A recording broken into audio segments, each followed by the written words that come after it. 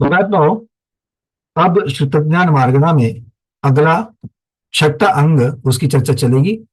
छठा अंग है नाथ धर्म कथांग या ज्ञातृ धर्म कथांग। दो इसके परिचय मिलते हैं, नाथ धर्म कथांग या ज्ञातृ धर्म कथांग। कितना है ये बड़ा? तब आचार्य भगवान कहते हैं 5,56,000 पदों के साथ में ये बना हुआ है। 5,56,000 पद। इसमें से एक पद कितना बड़ा होता है?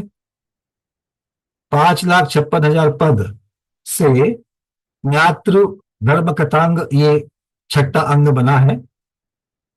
तो इसमें से एक पद कितना बड़ा होता है? हाँ, जल्दी जल्दी जल्दी बोलना है। कितने अक्षरों का होता है? सन्मति इंदिरा दीदी।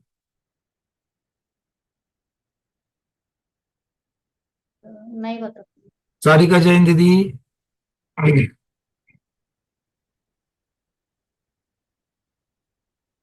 अनम्यूट कीजिए।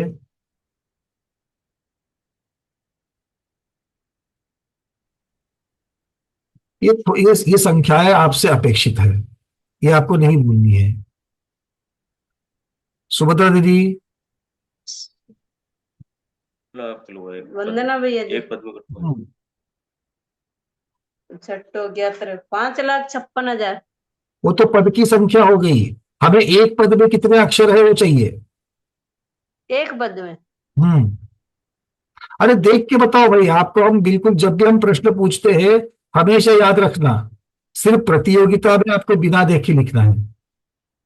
बाकी जब भी हम आपको प्रश्न पूछते हैं जल्दी जल्दी अपने नोट्स को पीडीएफ को निकाल करके देख करके बताएंगे तो बिल्कुल चलेगा, हमें कोई दिक्कत नहीं इससे। ठीक है डॉक्टर शैला दीदी। 1634,83,07,888। बहुत बढ़िया। अर्चना दीदी आप क्रॉस चेक कर दो, आपका गलत हो रहा है। 1634,83,07,888। ये क्या है? अक्षर पद एक पद के अक्षर। एक पद के अक्षर। कौन से अक्षर? अक्षर समास के। नहीं, आपने सही शब्द लगाना है। सुनीता उकलकर दीदी, ये किस प्रकार के अक्षर तो है, ये किस प्रकार के अक्षर है? उसके दो विशेषण है, उस अक्षर के दो विशेषण हैं। अक्षर ज्ञान। वो तो ज्ञान हो गया दीदी, ये अक्षर किस प्रकार के हैं? रीना शाह दीदी बहुत बढ़िया। Not repeated. Not repeated. Not repeated. पुनरुक्त, ये एक विशेषण। बहुत बढ़िया। दूसरा विशेषण कौन सा है? एक पुनरुक्त है और दूसरा श्रुत ज्ञान के अपुनरुक्त अक्षर। हाँ दीपा दीदी।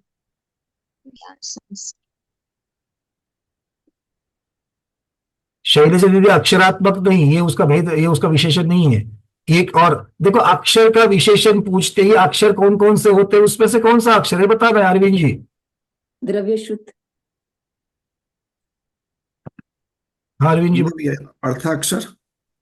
अर्थाक्षर से तो अक्षर ज्ञान शुरू होता है, पद तो आगे है।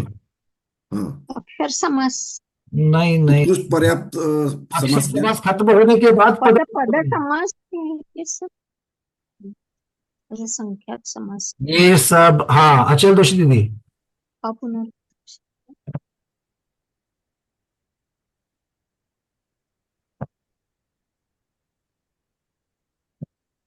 अचल दोषी। अरे नहीं भाई, अब कहाँ नीचे चले रहा है, अक्षरात्मक से भी नीचे जा रहे हो।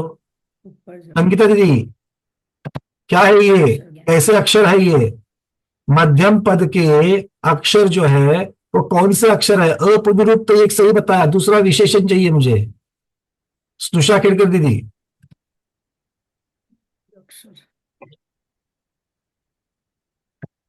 स्नुषा दीदी अनम्यूट कीजिए।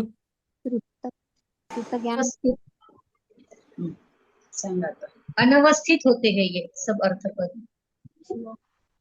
अर्थपद की चर्चा ही नहीं चल रही है, मध्यम पद की चल रही है। और मध्यम पद में सारे अक्षर जो है अवस्थित है। अवस्थित मतलब फिक्स है। हाँ सुनीता दीदी। वंदना भैया जी, पुनरुक्त और अपुनरुक्त। अरे उसमें से अपुनरुक्त बता दिया। दूसरा विशेषण अपुनरुक्त मतलब नॉन रिपीटेटिव है।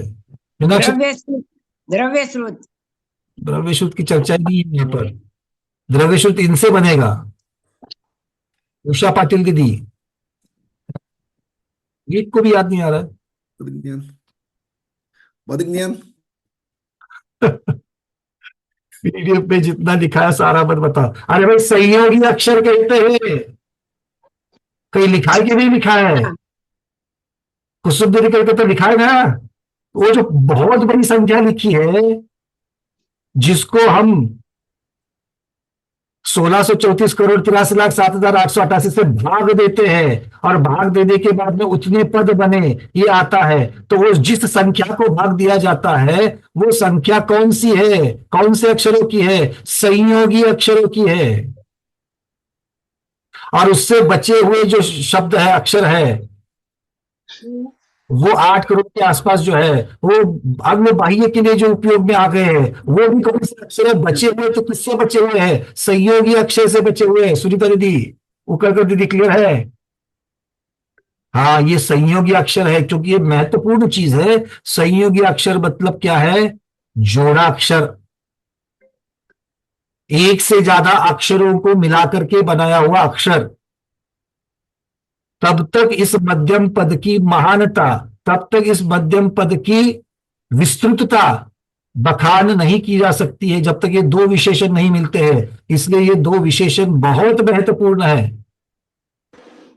सिर्फ साड़ी कहा और बनारसी साड़ी कहा, फर्क पड़ता है कि नहीं पड़ता है? यहां पड़ता है और मध्यम पद में नहीं पड़ेगा। क्यों चेतन जी? किसी नॉर्मल दुकान से, ऑप्टिशियंस के पास से जाकर के चश्मा बनवा करके लेके आए, और लेंस कार्ड का चश्मा, फर्क पड़ता है कि नहीं पड़ता है? फर्क पड़ता है। विशेषण है वहां पर। क्लियर है सबको? भूलना नहीं।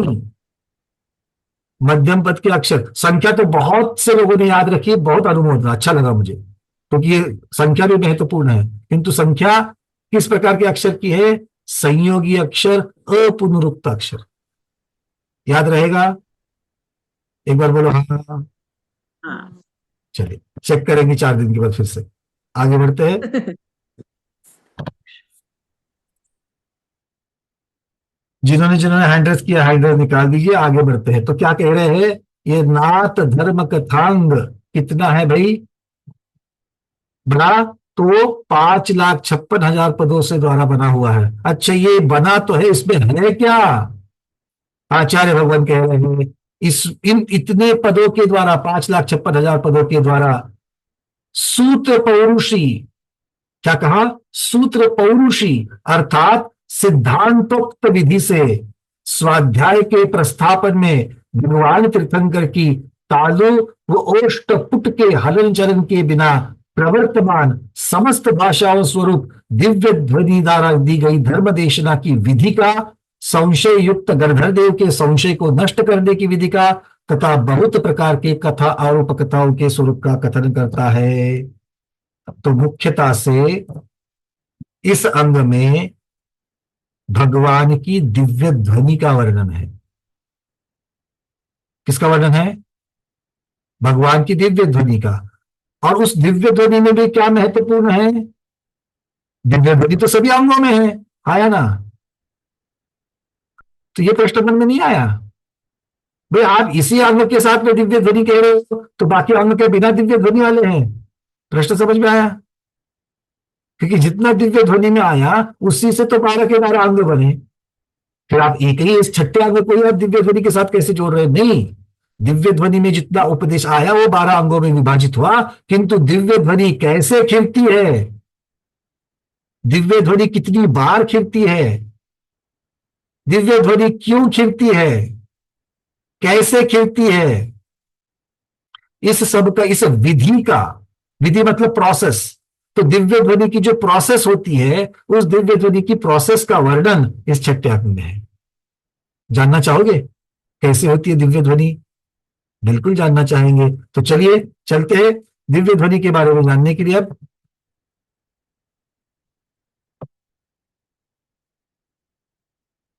सबसे पहले तो कहते हैं कि केवल ज्ञान होने के पश्चात अरहंत भगवान के सर्वांग से, एक एक शब्द को देख लेना, सर्वांग से एक विचित्र गर्जना रूप ओंकार ध्वनि खिलती है जिसे दिव्य ध्वनि कहते हैं। अब ये कैसी है? भगवान की इच्छा ना होते हुए भी खिलती है। एक ने पूछा, भैया भगवान की इच्छा नहीं होती है, इस शब्द का अर्थ क्या लगाना? मतलब भगवान दिव्य ध्वनि नहीं देना चाहते? अभी अभी तो यही कहा, भगवान की इच्छा के बिना, हमारी इच्छा के बिना। अरे हमारी इच्छा नहीं थी फिर भी उन्होंने जबरदस्ती खाना खिलाया। तो इच्छा के बिना क्या होता है? जबरदस्ती होती कि नहीं होती है? अरे बोलो हाँ। तो भगवान की इच्छा के बिना दिव्य ध्वनि, मतलब भगवान तो देना नहीं चाहते थे तो जबरदस्ती दिलवा दिया, ऐसा अर्थ है क्या? नहीं। इच्छा के बिना मतलब ना राग के साथ ना द्वेष के साथ। ओ सामने कौन आ गए समोसरण में? महावीर भगवान के समोसरण में कौन आ गए? राजा श्रेणी। अरे हमारे मौसा जी आ गए, चलो दिव्य ध्वनि देते हैं। ऐसा हुआ क्या? नहीं। अरे ये तो इंद्रभूति गौतम तो अभी अभी शिष्य बने हैं, अब तक तो उनको बहुत अहंकार था। देख लूंगा मैं, आप प्रश्न भेजो, 2 दिन के बाद देखूंगा। है ऐसा? नहीं। तो इस प्रकार की इच्छा पूर्वक दिव्य ध्वनि नहीं होती है। इच्छा पूर्वक अर्थात मोह पूर्वक, मोह का अर्थ है राग और द्वेष पूर्वक दिव्य ध्वनि नहीं होती है, पहला। दूसरा, तो फिर प्रश्न पूछा गया, तो दिव्य ध्वनि खिलने का कारण क्या है? दिव्य ध्वनि खिलने का कारण क्या है? ये एक एक प्रश्न मैं उठा रहा हूं, इसके उत्तर आएंगे और ग्रंथों के प्रमाण भी देंगे। अच्छा, किसकी उपस्थिति में खिलती है, किसकी उपस्थिति अनिवार्य होती है, इसको भी देखना पड़ेगा। अच्छा, क्या यह मुख से होती है, मुख से नहीं होती है, सर्वांग से ही होती है? क्या कभी सर्वांग से होती है, कभी मुख से होती है? क्या यह भाषात्मक होती है कि भाषात्मक नहीं होती है? इन सब के बारे में हम जानेंगे। क्या यह देवकृत होती है? सबसे पहला प्रश्न आ गया, क्या यह देवकृत होती है?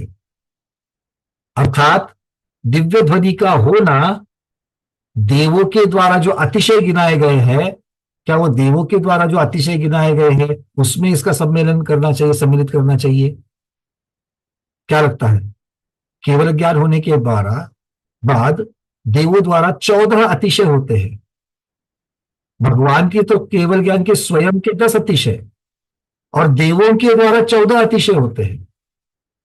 तो दिव्य ध्वनि भी देवों की वजह से खिलती है, देवों के द्वारा यह अतिशय किया जाता है। देवों के द्वारा कौन कौन से अतिशय होते हैं?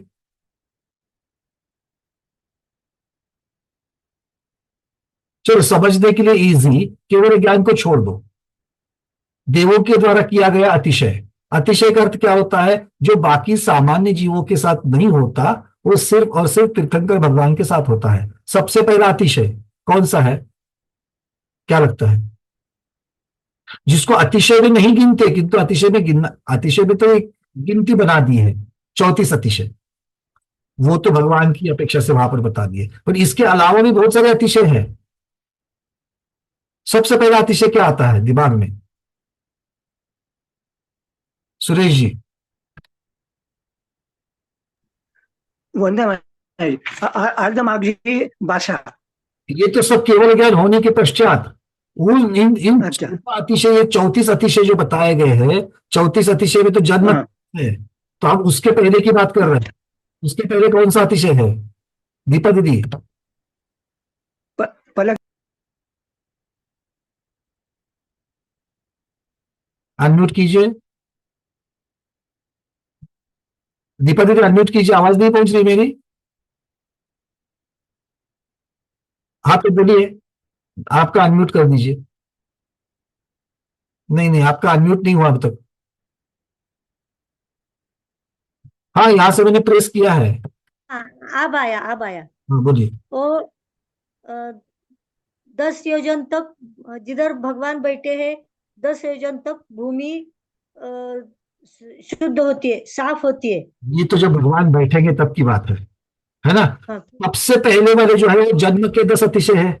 अगर देखा जाए 34 में सबसे पहले कौन से अतिशय है? जन्म के 10 अतिशय। मैं कह रहा हूं कि इन 34 के भी पहले अतिशय कौन सा है?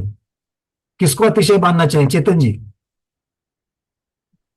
अर्धमागधी भाषा। अरे वो तो केवल ज्ञान के पश्चात।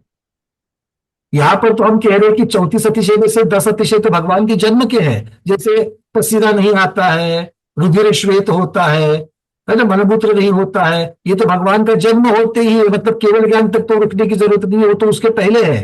तो इससे भी पहले हेमांगी दीदी, अनंत अनंत चतुष्टय की प्राप्ति होती है उनको। अरे वो तो केवल ज्ञान के बाद अनंत चतुष्टय।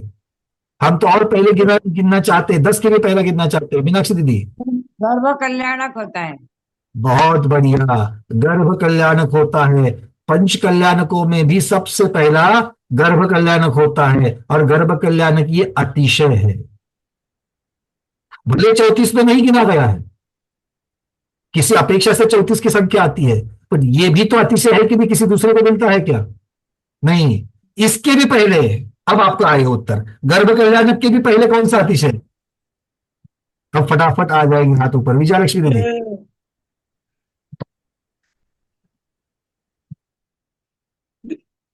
देव से रत्न वृष्टि होती है, वो गर्भ में आने के पहले 6 महीने। कुबेर के द्वारा रत्न वृष्टि का होना, कुबेर के द्वारा रत्न वृष्टि का होगा। इसके भी पहले, अब कितना पहले लेके जाओ आपको? सौधर्म इंद्र। और वो जब भी जहां भी मतलब जब भी नरक में हो या देव में 6 महीने नरक में हो, तो उनको कोई भी मतलब नरक की वेदना नहीं होती 6 महीने पहले, मतलब उनका। वो तो जन्म के समय है। नहीं, जब भी जन्म अभी होने का है, गर्भ में के माँ के में आने के पहले भी, आने से अगर पहले समझो 6 माह, गर्भ में आने से हाँ, पहले 6 माह अगर 6 नरक माह उनको। नरक में है तो सबके साथ में नहीं होता। अतिशय सबके साथ होने वाला हम पूछ रहे हैं। चलो इसको निषेध नहीं करूंगा मैं, बट इससे एक्यूरेसी थोड़ा ज्यादा चाहिए हमको। इंद्र का आसन कंपायमान होता है। आसन कंपायमान होना ये सर्वप्रथम होगा। भगवान गर्भ में आने से पहले भी 6 माह, फिर देवगति से आवे या नरगति से आवे, 6 माह पहले सौधर्म इंद्र का आसन कंपायमान होना। सौधर्म से इंद्र का आसन हर रोज कंपायमान होता है क्या? दिन में 4 बार?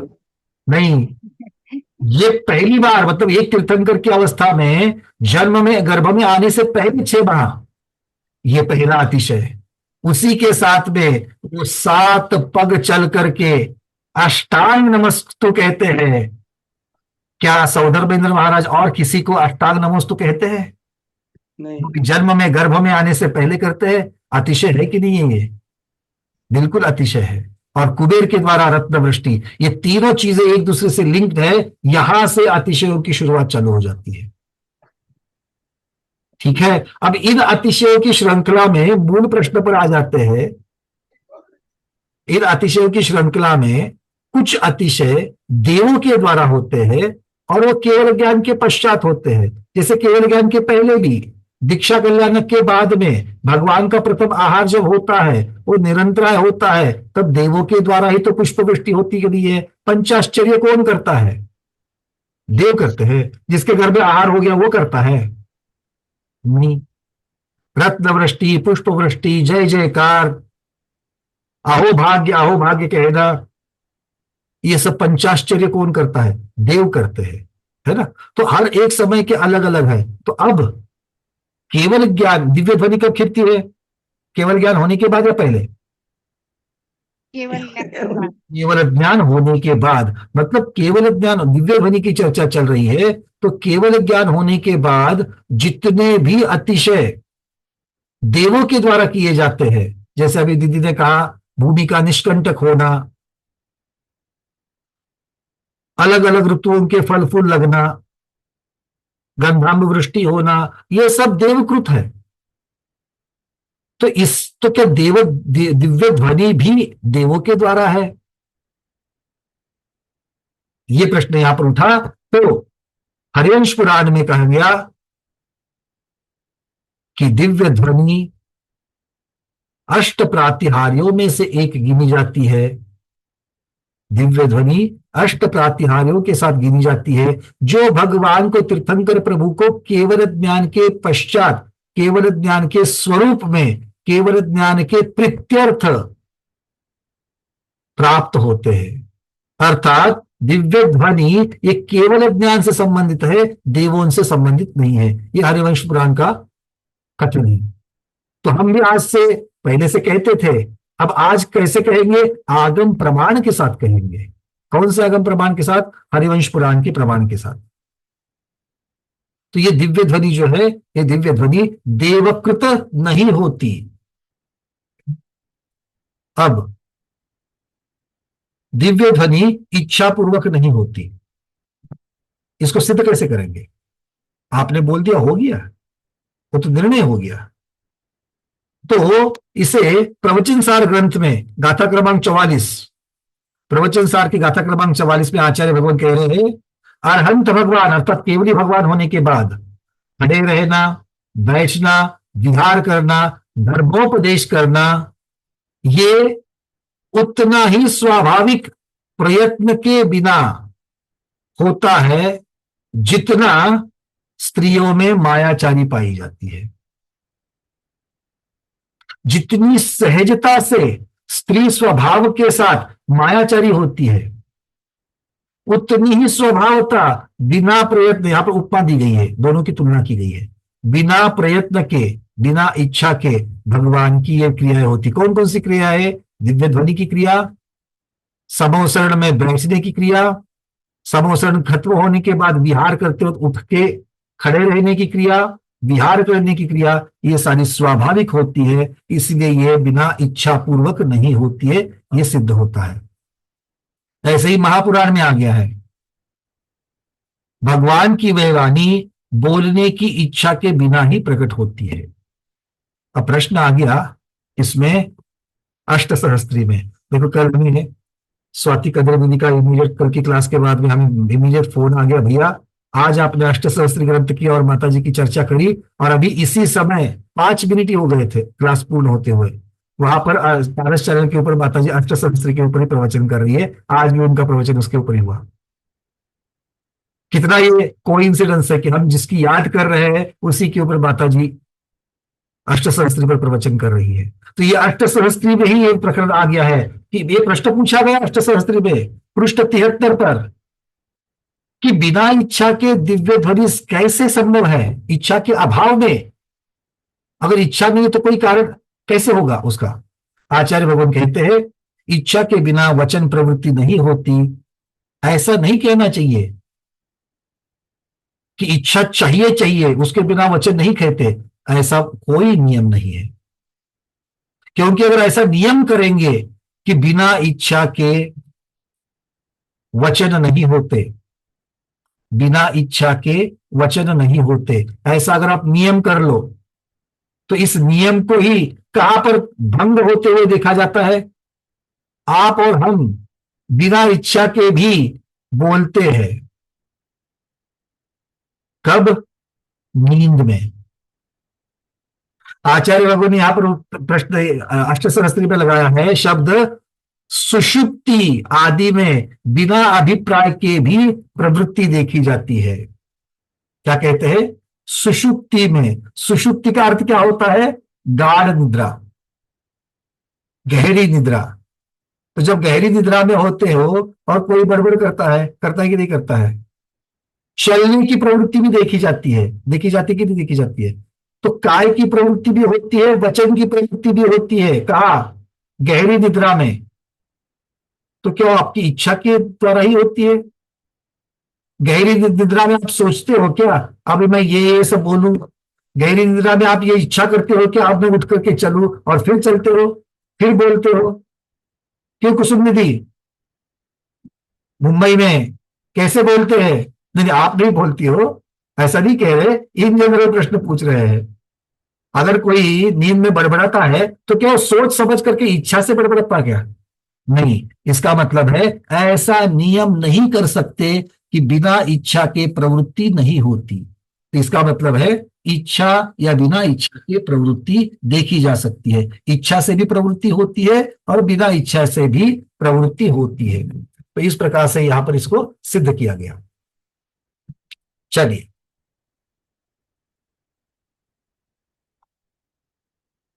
अब तिलय पद्धति में कहा है दिव्य ध्वनि केवल ज्ञानियों को ही होती है।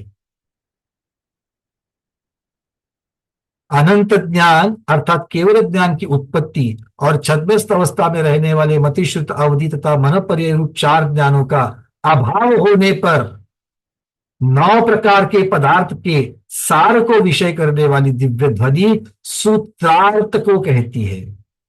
दिव्य ध्वनि को ही यहां पर सूत्र कहा गया है। दिव्य ध्वनि को ही यहां पर सूत्र कहा गया है। अच्छी तरीके से समझ लेना इसको। सूत्र ग्रंथ करके आगे भी आएगा। सूत्र ग्रंथ का यही अर्थ होता है। सूत्र ग्रंथ मतलब जो साक्षात भगवान की दिव्य ध्वनि को सुनकर के गणधरों द्वारा जो गूंथे जाते हैं और जिसका अंश आगे प्रवाहित होता है, वो सब ग्रंथ जो है वो सूत्र ग्रंथ कहते हैं। अंग बाह्य के जो ग्रंथ है उनको सूत्र नहीं कहा जाता। ध्यान से सुनो। अंग प्रविष्ट के जो ग्रंथ है और उनका जो सार, जैसे अपने पास कौन सा आ गया, अंग प्रविष्ट का कौन सा सार हमारे पास आया है, अंशात्मक, षटखंडागम, कषाय पाहुर और उनकी टीका ज्यादा से ज्यादा धवल, महाधवल, जय धवल, ये जो है ये सूत्र ग्रंथ कहते हैं। ठीक है, ये सूत्र ग्रंथ कहलाते हैं और इनके अकाल, द्रव्य क्षेत्र काल भाव की शुद्धियों का वर्णन अलग से किया जाता है। अब आचार्य भगवान आगे कहते हैं सामान्य केवलियों के भी दिव्य ध्वनि होती है। सामान्य केवलियों की भी दिव्य ध्वनि होती है। तो बहुत दिन से एक विषय जो चल रहा था उसको एक जगह पर कुछ उत्तर मिल गया, जो बहुत दिन पहले भी हमारी चर्चा हुई थी कि अगर मान लो एक तीर्थंकर प्रभु है, तीर्थंकर भगवान के जो शिष्य होते हैं, जो मुनिराज होते हैं, वो 7 प्रकार के मुनिराज होते हैं। अवधि ज्ञानी, मन पर्याय ज्ञानी, शिक्षक मुनि, ऐसे अलग अलग प्रकार के 7 प्रकार के मुनि होते हैं और उनमें एक प्रकार के मुनि केवल ज्ञानी मुनि भी होते हैं, जिनको केवल ज्ञान प्रकट हो गया। मतलब समवसरण में ही भगवान की वाणी को सुनते सुनते वो श्रेणी आरूढ़ कर गए, श्रेणी आरूढ़ करके केवल ज्ञान को प्राप्त कर दिया। अब केवल ज्ञान को प्राप्त कर दिया तो उनकी भी तो केवल ज्ञानी है, तो उनकी भी तो दिव्य ध्वनि खिलेगी, हाँ कि नहीं? तो उनकी दिव्य ध्वनि कहां और कैसे खिलती है? क्योंकि वो तो नियम, जब तीर्थंकर भगवान की खिल रही है तब इनकी भी खिल रही, तो कैसे करेंगे? है कि नहीं है? क्यों शैला दीदी? 2 वेदी पर अगर एक साथ अभिषेक हो रहा है तो कौन सा अभिषेक देखेंगे? ये प्रॉब्लम हो जाएगा। तो ये प्रश्न पूछा गया कि भाई अन्य केवलियों का उपदेश कहां पर होता है? आचार्य भगवान कहते हैं समवसरण की 8वीं भूमि के बाहर होता है। कहां होता है? समवसरण की 8वीं भूमि के बाहर। और इसके लिए हरिवंश पुराण का यहां पर मैं आपको संदर्भ प्रमाण दे रहा हूं। हरिवंश पुराण सर्ग 57, 86 से 89 गाथा। फिर से कहता हूं, हरिवंश पुराण सर्ग 57 गाथा क्रमांक 86 से 89। ये 8वीं भूमि से बाहर। अब आता है वर्णन अरविंद जी, 7वीं भूमि में इसका होता है। जो श्री मंडप भूमि, जो स्तूप भूमि जहां होती है, अंत वाली जो है श्री मंडप भूमि, उसमें तो 12 सभाएं लगी हुई है, वहां तो नहीं होती है। उसके पहले वाली जो 7वीं भूमि है उसमें आचार्य भगवान क्या क्या कहते हैं? भवन भूमि नाम की 7वीं भूमि में स्तूप होते हैं और स्तूपों से आगे एक पताका लगी हुई है, एक ध्वजदंड है, उसमें पताका लगी हुई है स्तूप से आगे। उस ध्वजदंड के पताका के आगे 1000 खंभों के ऊपर खड़ा हुआ महोदय नाम का मंडप है। आंख बंद करके वहां पर पहुंच जाइए 7वीं भूमि में। 7वीं भूमि याद आ रही है सबको? जिसमें एक एक दिशाओं में 9 स्तूप होते हैं और उन स्तूपों में सिद्ध भगवंतों की प्रतिमाएं होती है। इतना वर्णन हमने समोसरण के वर्णन में देखा था। अब इन्हीं स्तूप की भूमि में 7वीं भूमि में पहुंच जाओ, 8वीं से बाहर 7वीं में आना है, 7वीं भूमि में। तो सबसे तो 7वीं भूमि में ये जो स्तूप है, इन स्तूपों से भी आगे एक पताका लगी है। उस पताका के आगे 1000 खंभों पर खड़ा हुआ महोदय नाम का मंडप है, हॉल, जिसमें मूर्तिमती श्रुत देवता विद्यमान होती है, अर्थात जिनवानी मां की मूर्ति होती है। जो लोग जिनवानी मां की मूर्ति का निषेध करते हैं, आंखें खोले और हरिवंश पुराण जरूर पढ़े, वहां पर साक्षात उनकी मूर्ति होती है। और इसीलिए बड़ी मां की प्रेरणा से घर घर में जिनवानी सरस्वती की मूर्ति और केवल ज्ञान लक्ष्मी, मोक्ष लक्ष्मी की भी मूर्तियां घर घर में विराजमान की जा रही है। वो इसीलिए ताकि अगली पीढ़ियां जो है वो भ्रमित ना होवे। इसका अगर आपको संस्कृत वाला प्रकरण चाहिए, गाथा क्रमांक 86, ततः स्तंभ सहस्त्रतो मंडपोस्ति महोदयः नाम्ना मूर्तिमति यत्र वर्तते श्रुत देवता। मूर्तिमति यत्र वर्तते श्रुत देवता, मूर्तिवती श्रुत देवता विद्यमान होती है। अब आगे उस श्रुत देवता को दाहिने भाग में करके, बजे श्रुत देवता की जो मूर्ति है, जिनवानी की जो मूर्ति है, उसको दाहिने भाग में रख के उसके लेफ्ट साइड में बहुश्रुत के धारक ऐसे श्रुत केवली भगवान कल्याणकारी श्रुत का व्याख्यान करते हैं। तो श्रुत केवली भगवान कैसे बैठते हैं उस मंडप में? ऐसे बैठते हैं कि उनके दाहिने साइड में श्रुत देवता की मूर्ति हो जाए। क्लियर हो गया भाई? इतना डिटेल में इसलिए बता रहा हूं, जल्द से जल्द आप लोग समोसर में जाने वाले हो, आया ना? देवगति में जाते ही कहा जाना है? बोलो, सीमंदर भगवान के समोसर में। और सब लोग एक जगह पर ही गर्दी मत करना, भीड़। कोई सिमंदर भगवान के पास जाओ, कोई युगबंदर भगवान के पास, कोई बाहु सुबाहु, 20 भगवान है ना? तो अलग अलग जगह पर जा सकते, सब जगह यही व्यवस्था है। तो मंडप भूमि में जाना, मंडप भूमि से पहले ये भवन भूमि है। ये भवन भूमि में स्तूप है, 9 स्तूप के बाद में एक ध्वजा है, पताका। पताका के बाद में महोदय नाम का मंडप है। कितना बड़ा है? 1000 खंभों वाला है। उसके अंदर श्रुत देवता की मूर्ति है। उस मूर्ति के बाजू में श्रुत केवली भगवान मिलेंगे। ठीक है, जाकर के पूछ लेना। क्या पूछोगे? क्या पूछोगे? भगवान पंचामृत अभिषेक करना सम्यक तो है कि मिथ्या तो है? क्या पूछोगे? ये पूछोगे या आत्मा का कल्याण पूछोगे? ठीक है, सोच के जाना। बस मैं याद दिला रहा हूं आपको, एग्जैक्ट जीपीएस लोकेशन जैसे देते हो वैसे लोकेशन दे रहा हूं। और मैं नहीं दे रहा हूं, पहले से ऑलरेडी जीपीएस लोकेशन महावीर भगवान की वाणी में आई है। और उसी का वो जो लिंक है, वो लिंक हरिवंश पुराण में मिलती है उस लोकेशन की। ठीक है, सुन लेना। आगे कहते हैं, उस महोदय मंडप के आधे विस्तार वाले 4 परिवार मंडप है। ये जो बड़ा वाला मंडप है उससे आधा विस्तार, उसके आधा उसका डायमेंशन ऐसे 4 है। और उन 4 छोटे वालों को परिवार मंडप कहते हैं, जिनमें कथा कहने वाले पुरुष आक्षेपिनी आदि कथाएं करते हैं। मतलब वहां पर विद्वान वहां पर प्रवचन करते हैं। परिवार मंडप में विद्वान, महोदय मंडप में श्रुत केवली भगवान। अभी तक केवली भगवान का वर्णन आया नहीं है, रुको आगे आएगा।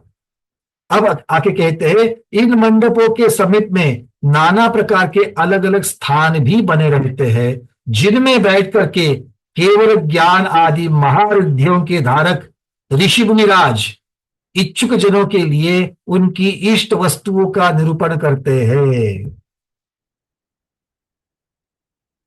अर्थात जो जो प्रश्न पूछे जाते हैं उनके लिए उनकी दिव्य ध्वनि वहां खिलती है।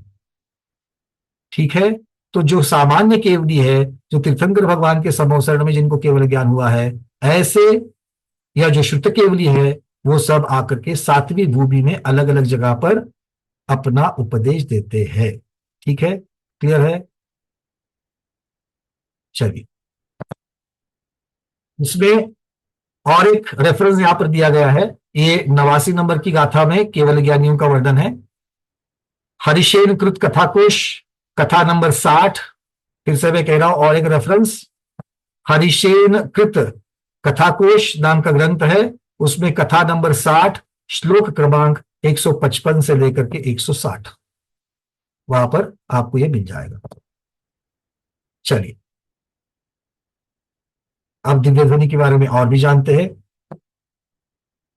प्रश्न पूछा गया, केवली भगवान को तो भावमन नहीं है, केवली भगवान को भावमन नहीं है, तो बिना भावमन के वचन कैसे संभव है? बिना भावमन के वचन होता है क्या? प्रश्न पूछा, जब भी केवली भगवान के क्षायोपशमिक मन नहीं पाया जाता, तो उनसे सत्य और अनुभय, इन दो वचनों की उत्पत्ति कैसे हो सकती है?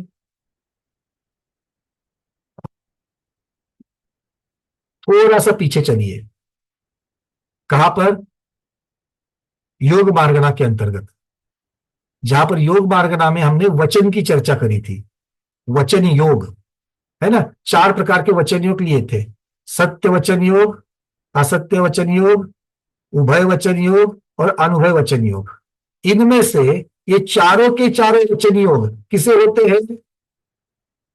मन वाले जीव को होते हैं, संगी जीव को होते हैं। और असंगी जीव को कौन सा होता है? अकेला अनुभय। याद आ रहा है? इसका अर्थ क्या हो गया?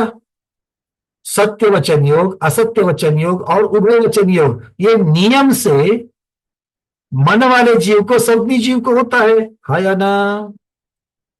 मानते कि नहीं मानते हो? मानते हो। तो भगवान के पास जब मन ही नहीं है, और यहां पर भाव मन की अपेक्षा से वर्णन है, जब भाव मन ही नहीं है, तो भगवान के पास सत्य वचन योग या अनुभव वचन योग कैसे? प्रश्न समझ में आ गया? यहां पर आचार्य महाराज ऐसा नहीं कहते हमारे गुरु ने बताया, उत्तर ऐसा नहीं देते हमारे गुरु ने बताया। उत्तर क्या देते हैं देखते चलिए। उत्तर आ गया है धवला जी में, धवला जी पुस्तक 1, इसमें उत्तर है, उपचार से मन के द्वारा इन 2 प्रकार के वचनों की उत्पत्ति का विधान किया गया है। क्या कहते हैं? मन वाले जीवों को या भाव मन की अपेक्षा वचनों की उत्पत्ति, सत्य असत्य और उभय, इन वचनों की उत्पत्ति विवक्षा से, किसी अपेक्षा से, उपचार से की गई है। इसका अर्थ यह नहीं है कि मन चाहिए ही चाहिए। ये छद्मस्त उपचार से मतलब कौन से उपचार से? ये छद्मस्त जीवों की अपेक्षा से वर्णन है, ये संपूर्ण ज्ञानियों की अपेक्षा से वर्णन नहीं है। तो जिन जीवों के अभी तक छद्मस्त अवस्था है, उन जीवों के सत्य वचन योग, असत्य वचन योग और उभय वचन योग होने के लिए क्षायोपशमिक मन की आवश्यकता है। ये इसका अर्थ निकलता है। किंतु ये निर्णय आप केवलियों के लिए नहीं लगा सकते हैं। क्यों? क्योंकि उनके पास क्षायोपशम वाली किसी भी साधन का आधार की उनकी जरूरत नहीं है। इसीलिए वहां पर क्षायोपशमिक मन नहीं है, तो भी प्रत्यक्ष आत्मा का वहां पर अनुष्ठान होने की वजह से वहां पर सत्य और अनुभव वचन दोनों भी वहां पर पॉसिबल है। ये यहां पर कह रहे हैं। अब प्रश्न आ गया, दिव्य ध्वनि किस कारण से होती है? दिव्य ध्वनि किस कारण से होती है? तात्पर्य वृत्ति टीका में उत्तर दे दिया, भव्य पुण्य प्रेरणात्। प्रश्न पूछा गया, वीतराग सर्वज्ञ दिव्य ध्वनि शास्त्रे प्रवृत्ते किम कारणम? किस कारण से दिव्य ध्वनि होती है, कि दिव्य ध्वनि की प्रवृत्ति होती है? आचार्य भगवान उत्तर दे रहे हैं, भव्य पुण्य प्रेरणात्, अर्थात भव्य जीवों के पुण्य की प्रेरणा से। जो भव्य जीवों के जो पुण्य होता है, उस पुण्य की वजह से वहां पर भगवान के पास से ऑटोमेटिक आप वहां पर दिव्य ध्वनि खिंचती है। जैसे कहते हैं कि भगवान का विहार कौन सी दिशा में होता है, भगवान का विहार कौन सी दिशा में होता है? तो उसके लिए भी उत्तर यही है, जहां के जीवों का पुण्य प्रबल होता है, तो उन जीवों के पुण्य की प्रेरणा से। प्रेरणा मतलब क्या है? उस कारण से। यहां पर प्रेरणा शब्द का अर्थ कारण लेना, क्योंकि भगवान को प्रेरणा कौन दे सकता है? और देंगे तो भी उनको जरूरत है क्या? वो लेंगे क्या प्रेरणा किसी की? नहीं। यहाँ पर प्रेरणा शब्द का अर्थ लेना कारण। ठीक है, समझ में आ रही बातें?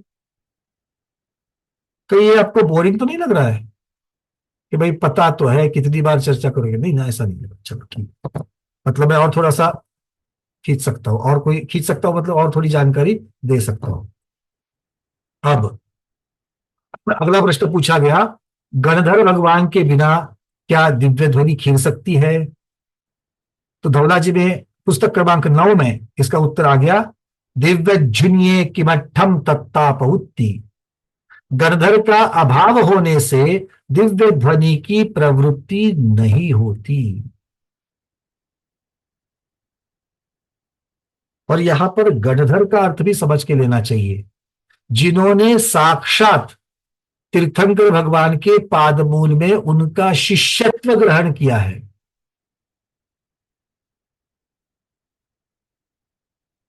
आ रही बात समझ में? मतलब कोई महावीर भगवान की और पाष्टांग भगवान की अगर हम लोग चर्चा करें तो 250 साल का बहुत कम समय वहां पर है, 250 साल का बहुत कम समय है। जैसे वो मस्करी करके जो साधु थे, गोशाल मस्कर जिनको कहा जाता था, वो पार्श्वनाथ भगवान के अनुयायी थे, दीक्षित तो थे, साधु थे, किंतु दीक्षित किससे थे? पार्श्वनाथ भगवान की आमनाएं में उनके आचार्य से दीक्षित थे। उनकी दीक्षा साक्षात महावीर भगवान के सानिध्य में नहीं, उनके पादमूल में नहीं हुई है। इसलिए वो जमुई ग्राम में लगे हुए पहले समोसे में विद्यमान तो थे, उनमें कैपेबिलिटी भी थी, इतना ज्ञान भी था उनके पास, फिर भी वो गणधर नहीं बन पाए, भगवान की दिव्य ध्वनि नहीं खिली। एक मिथ्या दृष्टि को सम्यक दृष्टि बना करके इंद्र को सारा उपक्रम कराना पड़ा, तब जाकर के वहां पर पहली दीक्षा हुई, पहला शिष्य तैयार हुआ, और फिर जाकर के वो गणधर पद पर विराजमान हो चुके हैं। हाँ, मैं प्रश्नों को लूंगा आपके। अगर आपके मन में ये प्रश्न आता है कि आदिनाथ भगवान के समय में कैसे खिली, है ना प्रभु, जहां पे पता है आपके मन में क्या चल रहा है, उत्तर मिलते ही आप, हमारे मन में भी यही प्रश्न है, उत्तर मिलते ही आपको बताया जाएगा। पर यहाँ पर धवला जी पुस्तक 9 में सीधा सीधा आ गया है, गणधर भगवान का अभाव होने से दिव्य ध्वनि की प्रवृत्ति नहीं होती, उनके अभाव में नहीं होती है, गणधर के संशय को दूर करने के लिए होती है। ये आगे भी कहा है। आगे क्या कहा है? कषाय पाहुड़ में एक प्रश्न आता है, जिन पाद मूल में दीक्षित मुनि की उपस्थिति में भी होती है। अर्थात कषाय पाहुड़ में इसको एक पर्याय दिया गया है, सुन लेना प्रमोद जी। प्रमोद जी, हाँ, क्या कहा वहां पर? जिसने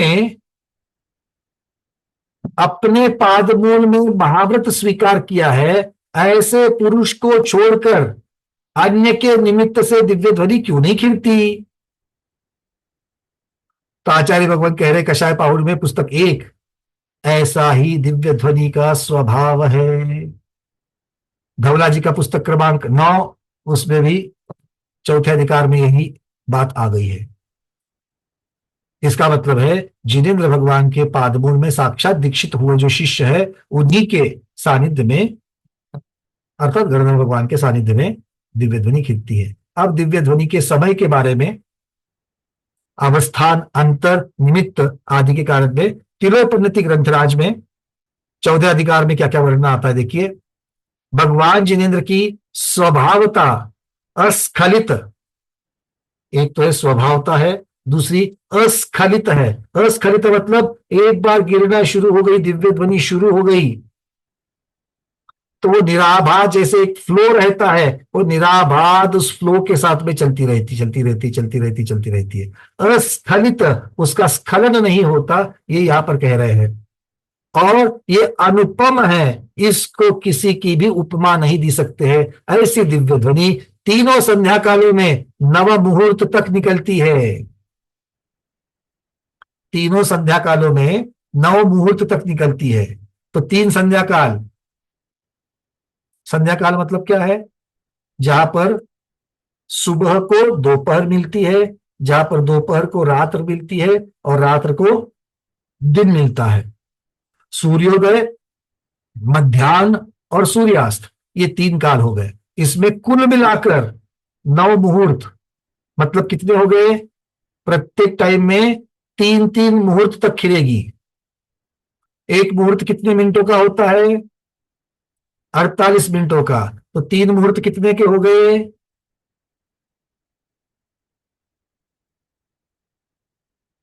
सवा 2 घंटे को थोड़ा सा कम, कुछ कम, सवा 2 घंटे भगवान की दिव्य ध्वनि लगातार सवा 2 घंटे तक एक बार, फिर दोपहर में सवा 2 घंटे, फिर शाम को सवा 2 घंटे, इस प्रकार से खिलती है। ठीक है। एक्चुअल देखा जाए तो 124 मिनट होते हैं। एक्चुअल देखा जाए तो 124 मिनट, मतलब 2 घंटे और 4 मिनट। सवा 2 घंटे से कम, मतलब 2 घंटे और 4 मिनट तक ये लगातार खिलती है। ये 1 योजन पर्यंत जाती है, एक योजन तक जाती है, उसका सुनाई देती है। इसके अतिरिक्त, मतलब ये तीनों संध्या कालों में तो नियम से खिलेगी ही खिलेगी, इसके अतिरिक्त गणधर भगवान, इंद्र अथवा चक्रवर्ती के प्रश्न के अनुरूप अर्थ का निरूपण करने के लिए शेष समयों में भी निकलती है। बिल्कुल सीधे फैक्ट्स, अब कोई भ्रांति नहीं होनी चाहिए। 3, कम से कम 3 बार तो होगी तीनों संध्या कालों में, हर बार 3-3 मुहूर्त। और इसके अलावा गणधर भगवान, इंद्र, चक्रवर्ती आदि जो है पदधारी, उनके प्रश्न के निरूपण के लिए भी होती है। अब ये तो तिलोय पद्धति का वर्णन हुआ। कषाय पाहुड़ में भी इसी प्रकार से वर्णन है, कषाय पाहुड़ पुस्तक 1। किंतु गोमठ साहब जीवकान की जीवतत्व प्रदीपिका टीका में 356 नंबर की गाथा में थोड़ा सा फर्क है।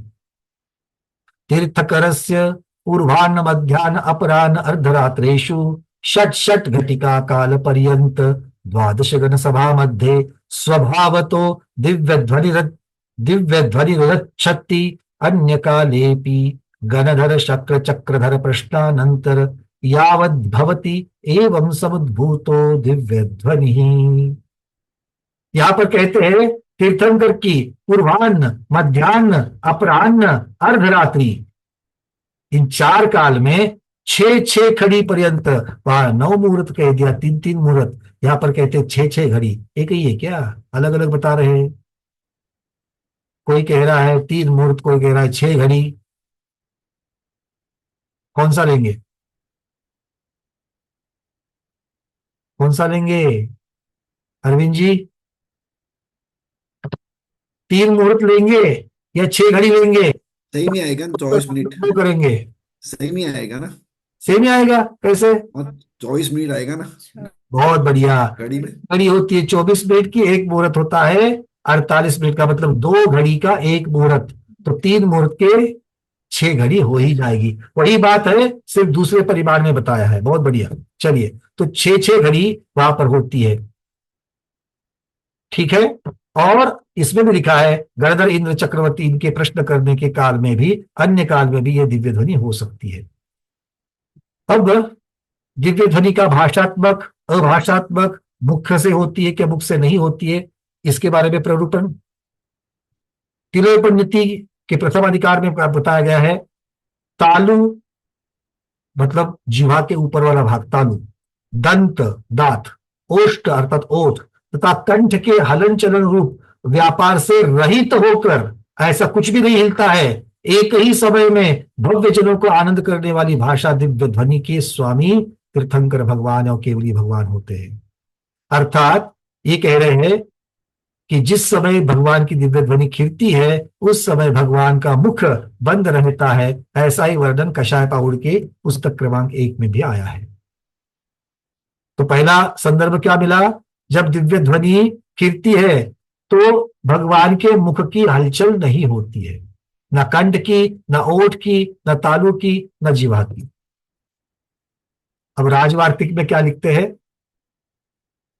सकल ज्ञानावरण कर्म के क्षय से उत्पन्न अतीन्द्रिय केवल ज्ञान जीवा इंद्रिय के आश्रय मात्र से वक्तृत्व रूप परिणत होकर सकल शुद्ध विषयक अर्थों के उपदेश करता है। यहां पर जीवा इंद्रिय का आश्रय मात्र कहा गया है। इसका अर्थ कैसे लगाना है, उसके साथ कैसे मेल बिठाना है, ये गुरुओं के ऊपर है। गुरु उसके अपने आप उसका उत्तर दे देंगे, ठीक है। किंतु ये मोटा मोटी में प्रथम दर्शनी अलग अलग दिखते हैं कि दिव्य ध्वनि मुख से भी होती है और दिव्य ध्वनि बिना मुख हिले भी होती है। चलिए, हरिवंश पुराण में वर्णन है, गणधर भगवान के प्रश्न के अनंतर दिव्य ध्वनि खिलती है। भगवान की दिव्य ध्वनि चारों दिशाओं में दिखने वाले चारों मुख से निकलती है। चार पुरुषार्थ रूप चार फल को देने वाली सार्थक होती है। इस प्रकार का वर्णन यहां पर आ जाता है। देखो, यहां पर जैसे चतुर्मुख से निकलती है ये वर्णन है। अब भगवान के चार मुख होते हैं क्या? एक्चुअल में चार मुख होते हैं क्या? नहीं, वो तो हमें अतिशय के रूप में उनका दर्शन चतुर्मुख बिंब में होता है। तो वैसे ही साक्षात में देखा जाए तो भगवान का मुख, तालु, कंठ वगैरह ना हिलते हुए ये दिव्य ध्वनि खिलती है, किंतु देखने वाले को ऐसा दिख सकता है कि जैसे भगवान बोल रहे हैं। जीवा इंद्रिय का आश्रय मात्र, इस प्रकार से दोनों में हम मेल बिठा सकते हैं, ठीक है। चलिए,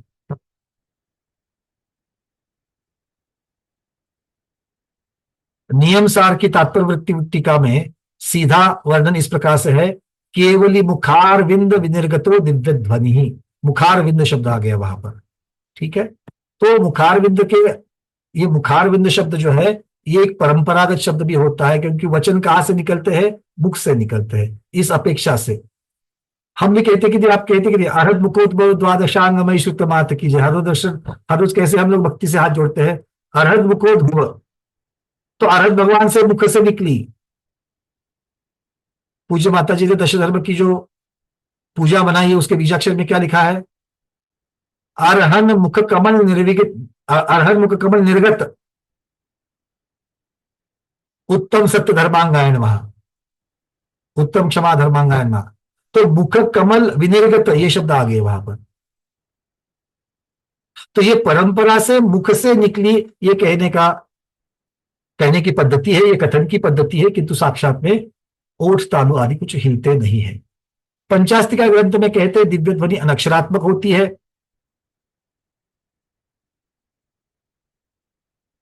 तो सबसे पहले हमें समझना चाहिए कि भाषात्मक शब्द दो प्रकार के होते हैं। अभी श्रुत ज्ञान का वर्णन चल रहा है, अक्षरात्मक और अनक्षरात्मक। अक्षरात्मक शब्द संस्कृत, देवनागरी आदि भाषा के हेतु है, उसका कारण है। और अनक्षरात्मक शब्द द्विइंद्रिय के शब्द रूप और दिव्य ध्वनि रूप होते हैं, संकेतात्मक होते हैं। तो दिव्य ध्वनि कैसे होती है? तो सबसे पहले ढोला जी में इस प्रकार को उत्तर दिया गया है कि तीर्थंकर भगवान के वचन, प्रश्न पूछा गया, तीर्थंकर भगवान के वचन अनक्षर रूप होने के कारण ध्वनि रूप है। बादल जैसी गर्जना, ओमकार ध्वनि जैसा स्वरूप जिसका है, तो वो अनक्षरात्मक वचन जो है वो अनक्षर रूप है, इसलिए वे एक रूप है। और एक रूप होने के कारण सत्य और अनुभव ऐसे दो प्रकार के नहीं हो सकते। प्रश्नकर्ता क्या कर रहे हैं कि वो तो सिर्फ ध्वनि रूप है, और ध्वनि रूप होने के लिए वो ध्वनि रूप तो एक ही होता है, और इसलिए सत्य और अनुभव ऐसे अलग अलग नहीं हो सकते। तो उत्तर दिया धौला जी में, आचार्य भगवान कह रहे कि नहीं, केवली भगवान के वचन में स्यात इत्यादि रूप से अनुभव रूप वचन का सद्भाव पाया जाता है। अनुभव वचन कैसे होते हैं? जहां पर ठोस निर्णय नहीं है। एक हो गया। दूसरा, आमंत्रणी, प्रश्नार्थक, किसी अपेक्षा से कथनचित, कथनचित मतलब स्यात, कथनचित मतलब स्यात। क्लियर है? तो ये स्यादवाद होने की वजह से, वो स्याद कथनचित किसी अपेक्षा से होने की वजह से उसे वहां पर अनुभय माना गया है और अनुभय रूप वचन का सद्भाव पाया जाता है। इसलिए केवली भगवान की ध्वनि अनक्षरात्मक ही है, ये बात असिद्ध होती है। ध्यान से समझ लेना, अक्षरात्मक भी है, अनक्षरात्मक भी है। अनक्षरात्मक ही है, इसका निषेध किया गया। अक्षरात्मक कब और अनक्षरात्मक कब? अनक्षरात्मक जब तक श्रोता के कान में जाती है तब, और कान में जाने के बाद वो अपनी अपनी भाषा में उसको ग्रहण करता है, और भाषा में ग्रहण करना बिना अक्षरों के, बिना शब्दों के नहीं होता, तब वो अक्षरात्मक हो जाती है। दिव्य ध्वनि सर्वभाषा स्वभावी है।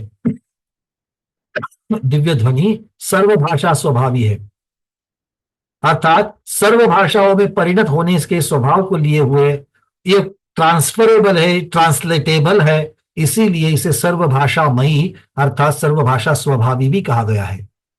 अर्थात गाय अपनी भाषा में, सौधर्म इंद्र अपनी भाषा में, मनुष्य अपनी भाषा में, सब लोग अपनी अपनी भाषा में, और मनुष्यों में भी गुलबर्गा वाले कन्नड़ में, यूपी वाले हिंदी में।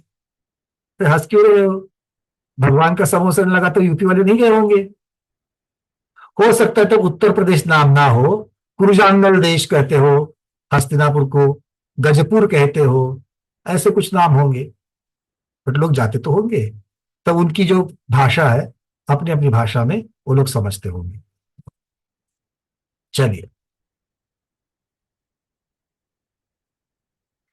धवला जी में ये भी उद्धरण आया है, एक योजन के भीतर दूर अथवा समीप बैठे हुए जीवों को 18 महाभाषा, 700 लघु भाषा से युक्त तिर्यंच मनुष्य और देव की भाषा रूप में ये परिणत होने वाली दिव्य ध्वनि है। ये न्यूनता और अधिकता से रहित होती है, ना कुछ कम होता है ना कुछ बहुत ज्यादा होता है। ये मधुर होती है, मनोहर होती है, गंभीर होती है और विशद डिटेल्स में होती है। ऐसी भाषा के अतिशय को प्राप्त महावीर भगवान तीर्थंकर की ये दिव्य ध्वनि है, ऐसा धवला में कहा गया है। अब दिव्य ध्वनि को सर्वभाषामयी कहा गया है, किंतु ऐसा एकांत नहीं है। दिव्य ध्वनि महापुराण में एक भाषा स्वभावी भी कही गई है। कैसे? दिव्य ध्वनि एक प्रकार की, अर्थात एक जीव की अपेक्षा एक भाषा स्वभावी है। भगवान के महात्म्य से सर्व मनुष्यों की भाषा रूप हो रही है, ऐसा कहा गया है। दिव्य ध्वनि अर्धमागधी भाषा और अर्ध सर्वभाषी भाषा भी है, उस रूप में भी है। तीर्थंकर की दिव्य ध्वनि आधे मगध देश की भाषा रूप और आधी सर्व भाषा रूप होती है, ऐसा वर्णन दर्शन पाहुड़ में आ गया है। दिव्य ध्वनि बीजाक्षर रूप होती है, जो अनंत पदार्थों का वर्णन करती है, ऐसा कषाय पाहुड़ में वर्णन है। दिव्य ध्वनि मेघ गर्जना रूप होती है, ऐसे महापुराण में वर्णन है। दिव्य ध्वनि अक्षर और अनक्षर उभय स्वरूप होती है, ऐसा कषाय पाहुड़ का वर्णन है। ऐसा बहुत सारा, देव भी उसे सर्व भाषा रूप परिणाम आते हैं, अर्थात इसे देवोपनीत कब कहा जाता है? जब मागध देवों के निमित्त से ये संस्कृत रूप परिणत हो जाती है। दर्शन पाहुड़ में आ गया है, मागध देव सन्निधाने तथा परिणामतया भाषया संस्कृत भाषाया प्रवर्तते। इस प्रकार से क्रियाकलाप में भी इसका कहा गया है कि देव उसे संस्कृत भाषा रूप भी परिणमाते हैं। अब धवला जी में इसको पूछा गया, अगर वो अक्षरात्मक है तो ध्वनि रूप क्यों कहते हो? अनेक भाषा रूप है, इतना सब कुछ कहा आपने, तो उसे ध्वनि रूप कैसे माना जाए? क्योंकि अब तक तो सारा वर्णन जो है वो अक्षरात्मक भाषात्मक का आ गया। तब उत्तर मिला नहीं, केवली के वचन इसी भाषा रूप ही है, ऐसा निर्देश नहीं किया जा सकता, इसलिए उनके वचन ध्वनि रूप है, ये बात सिद्ध हो जाती है। क्योंकि जिनेंद्र भगवान के वचन किसी एक भाषा या सिर्फ भाषा में है ऐसा सिद्ध नहीं किया जा सकता, इसलिए उसके साथ साथ में वो ध्वनि रूप भी होती है, ये अपने आप सिद्ध होता है। क्योंकि भाषाएं दो ही प्रकार की होती है, एक तो अक्षर रूप और दूसरा ध्वनि रूप, इस प्रकार से यहां पर कह सकते हैं। अब धोला जी में ये प्रश्न उठा कि अगर अनक्षरात्मक है, देखो इस सब चर्चा का कारण क्या है कि इससे एकांत ना बने, इसलिए अलग अलग तरीके से प्रश्न उठा उठा करके इसका निरूपण किया जा रहा है। अनक्षरात्मक है तो फिर अर्थ का प्रतिपादन कैसे करती है?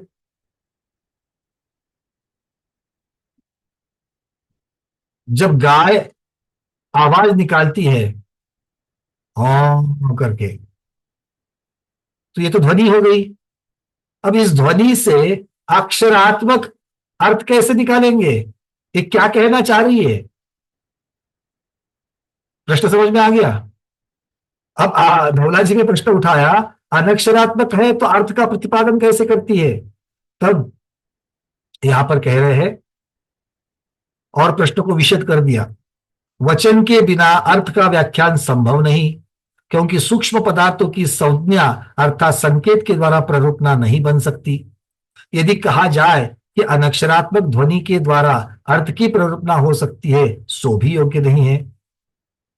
अनक्षर भाषा युक्त तिर्यंचों को छोड़ करके अन्य जीवों को उसका ज्ञान नहीं होगा। सिर्फ ध्वनि रूप अगर है तो तिर्यंच को तो शायद हो सकता है समझ में आवे, किंतु बाकियों को कैसे समझ में आएगा?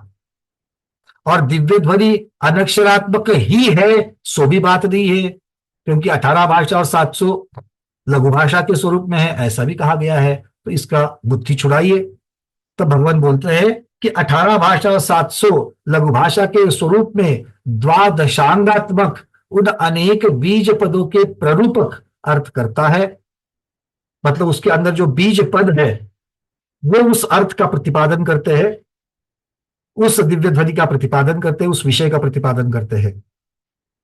और बीज पदों में लीन अर्थ के प्ररूपक 12 अंगों के कर्ता गणधर भट्टारक ग्रंथ करता है, ऐसा स्वीकार किया गया है। अर्थात ध्वनि भी है तो ध्वनि के अंदर बीज है, और उन बीज पदों से ही तो अक्षरों का निर्माण करके गणधर भगवान उसको अक्षरात्मक में भी प्ररूपित करते हैं। इस प्रकार से अलग अलग प्रश्न उठा करके ये दिव्य ध्वनि की चर्चा यहां पर की है। हम लोगों ने धवला, कषाय, पाहुड़, हरिवंश पुराण, तिलोय पंडिती आदि महान महान ग्रंथों की अपेक्षा से इस नातृकथा अंग या नाथ कथा अंग के दिव्य ध्वनि प्रकरण की अपेक्षा से इस छठे अंग का भी हमने आज स्वाध्याय पूर्ण कर लिया। पूर्ण कर लिया मतलब उसको हम लोगों ने बड़े भक्ति से उसका स्पर्श करके उसको ग्रहण करने का हम लोगों ने आज पुरुषार्थ किया है। ये पुरुषार्थ जल्द से जल्द सब केवल ज्ञान में परिणत हो गए। इसी भावना के साथ गुरुओं के श्री चरणों में बारंबार नमोस्तु वंदामि इच्छाकार करते हुए आज के स्वाध्याय को यहीं पर संपन्न करते हुए जैनम जयतु शासनम, जैनम जयतु शासनम, जैनम जयतु शासनम। देखिए चैट में बार बार प्रश्न आ रहा है कि भैया ये ना आपकी पीडीएफ में है जो आप बोल रहे हो, और ना ही ये आपने रतनचंद मुख्तार जी वाली दी है उसमें है। हाँ, मैं जो कह रहा हूं उसका कुछ भाग रतनचंद मुख्तार जी वाले में है, कुछ भाग मेरी पीडीएफ में भी है। इसके अलावा वाला जो है वो अलग अलग ग्रंथों के संकलन से निकला हुआ है। तो उसके लिए मुझे आपको पूरी तिलोय पन्नति, कषाय, पाहुड़, जय धवला, धवला सारे ग्रंथ भेजने पड़ेंगे, है ना? नहीं, तो इसीलिए करना क्या है, अब आपको अपनी नोट्स और पीडीएफ बनानी है। कैसे? इस वीडियो को दोबारा सुनिए, इसके अंदर जो जो चीजें आई है उसको आप अपने अपने अपने अपने नोटबुक में बनाइए। क्योंकि अलग अलग ग्रंथों से जब निकाल करके लाते हैं, रतनचंद मुख्तार जी ने भी उसको ज्यादा विस्तार नहीं किया है क्योंकि अलग ग्रंथों में है, तो इसको इस ग्रंथ का विस्तार नहीं कर सकते, और इसीलिए हम अपनी पीडीएफ को कितना बड़ा करेंगे, क्योंकि गोमट सार का जो विषय है उस विषय को भी रखते हुए जा रहे हैं, कि तो इस विषय को हम अति विस्तारित करके उसको बड़ा नहीं कर सकते। ठीक है, बात क्लियर है? तो आपको एक जरिया है कि ये साक्षात में तो जूम पर जब आप जुड़े हो तब तो चर्चा हो ही रही है, किंतु इसको बाद में, हाँ धीरज जी बिल्कुल, जैन कोश से ही ये संकलन, जैन कोश से ही संकलन लिया गया है। जैन कोश में दिव्य ध्वनि डालते ही आपको मिल जाएगा। ठीक है, सारे डिटेल्स में मिल जाएंगे, हम वहीं से ले रहे हैं। ठीक है, चलिए। तो अलग अलग ग्रंथों से ये संकलन जो है ये करने का पुरुषार्थ किसी ने किया है, उसकी अनुमोदना करते हुए उसी का हम सब लोगों को फायदा भी होना चाहिए। ठीक है, प्रश्न है? बहुत सारे हाथ ऊपर है। सुनीता बस दीदी। वंदना भैया। हाँ। भैया अभी आपने बताया कि सामान्य केवली जो समोशरण में रहते उनके आप बाहर 7वें नंबर के कोठे इसमें होता है, कोठे में नहीं, वो 7वें नंबर के भूमि में। पर जो सामान्य दूसरे सामान्य केवली जैसे राम भगवान हो गए, बाहुबली जी हो गए, इनकी ध्वनि, दिव्य ध्वनि फिर कैसे खिरती, कहाँ खिरती? जब उनको केवल ज्ञान होगा तो उनकी गंध कुटी अर्थात उनकी भी धर्म सभा लगती है, और उनकी धर्म सभा लगती है, किंतु इसका विस्तृत वर्णन कहीं पर नहीं मिलता कि क्या उनके गणधर होते हैं, कौन, उनके भी तो बीज पद निकालने पड़ेंगे, उनके भी तो बीज पद के बिना जो द्वादशांग है वो कैसे बनेगा? ऐसा नहीं कि सिर्फ तीर्थंकर भगवान से ही द्वादशांग बना है, बाकी के अर्हत केवली जो है उनके भी द्वादशांग बना हुआ है, पर इसके बारे में विस्तृत वर्णन नहीं मिलता, उनको गणधर संज्ञा नहीं दी गई है। हाँ, दीदारी आचार्य भगवान तो वहां पर जरूर होंगे, बुद्धिरिधिधारी जो आचार्य भगवान है, जो ये बीज पदों को सुन करके उसका समन्वय करते हैं, इस प्रकार से होगा। या धीरज जी ऐसे पूछ रहे कि समय संधिकाल का ही कैसे? एक बात, इसका भी वर्णन अलग से कहीं नहीं मिला, पर एक तर्क यहाँ पर एक है कि जब तीर्थंकर भगवान की दिव्य ध्वनि खिलती है उस काल में दूसरा कोई भी उपदेश नहीं करता है, ये एक वचन है जो गुरुमुख से सुने हुए हैं, तो उस अपेक्षा से इसको यहां पर बिठाना है। ठीक है, क्योंकि ये सब सिद्धांत की बातें होती, अगर होती तो सिद्धांत में जरूर आती, पर आज के सिद्धांत में उपलब्ध नहीं है, इसलिए वो नहीं है ऐसा भी नहीं माना जा सकता है, दोनों चीजें बताई जा सकती है। ठीक है, अरविंद जी। वरना भैया जी, ये जो मतलब अपना पीडीएफ में तीर्थंकर परम भट्टारक देव एवं उनकी धर्म कथाओं का इसमें वर्णन है, तो तीर्थंकर परम भट्टारक तो अर्थ अपन गणधर, गौतम गणधर, गणधर भगवान गिनते हैं। भट्टारक शब्द जो है ये तीर्थंकरों के लिए सबसे पहले उपयोग में लाया। भट्टारक का अर्थ बहुत ही ऊपर के दर्जा के ज्ञानी, इस प्रकार से लिया, निग्रंथ चारित्रधारी, रत्नत्रधारी, इस प्रकार से भट्टारक शब्द का अर्थ लिया, और पहले प्राचीन ग्रंथों में तीर्थंकरों के लिए शब्द आ गया। फिर भट्टारक शब्द जो है वो निग्रंथ आचार्यों के लिए आया, भट्टारक कलंग देव है, बहुत सारे और भी भट्टारक हुए आगे जाकर के।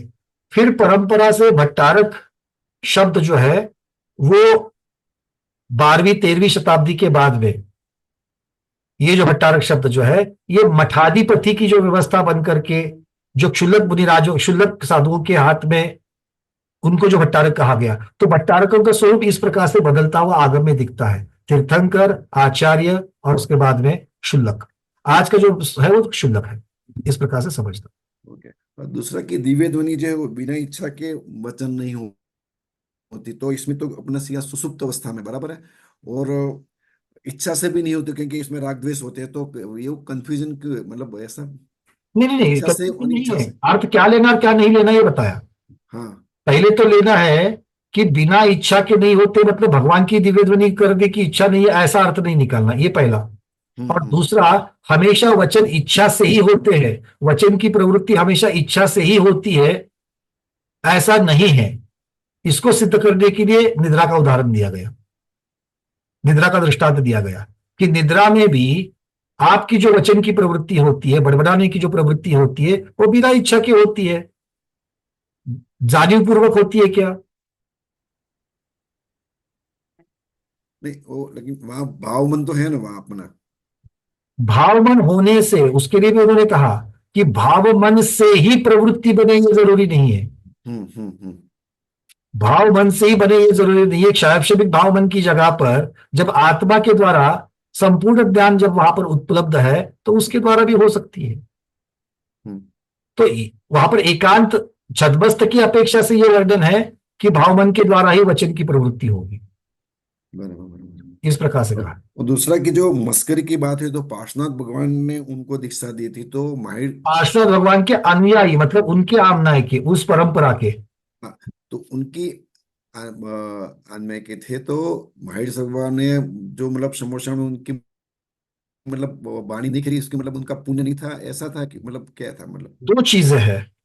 एक तो अहंकारी थे, ये आगे जाकर के सिद्ध होता है कि वो अहंकारी थे और वो अपेक्षा से आए थे कि मुझे यहां पर गणधर बनना है।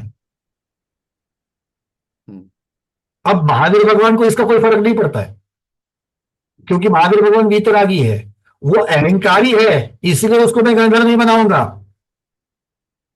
ये बात तो कोई सरागी कर सकता है, वीतरागी नहीं कर सकते हैं, क्योंकि वीतरागी सामने वाले के गुण और दोष को देख करके अपना मन नहीं बनाएंगे या अपने कार्य नहीं करेंगे।